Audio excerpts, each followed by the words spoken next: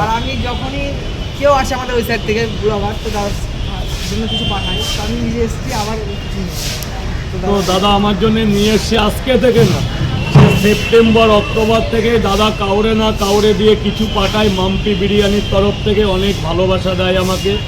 এই কিন্তু মায়াপুরে থাকে একটা ভালো বিরিয়ানির দোকান, নাম Mampi biryani, chicken mutton chicken চাপ।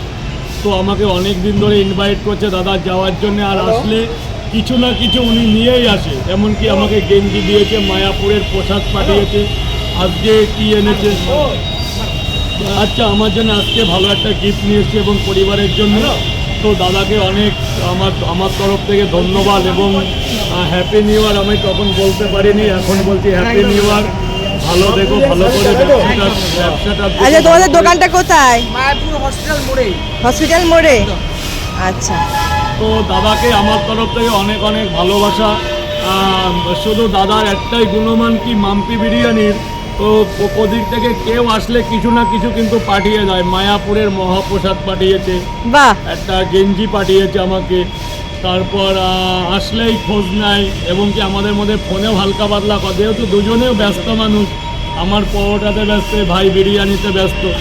তো ভাইকে একটা কথা আমার বলার আছে যে যাই হোক না কেন ব্যবসাটাই মন দিতে হবে।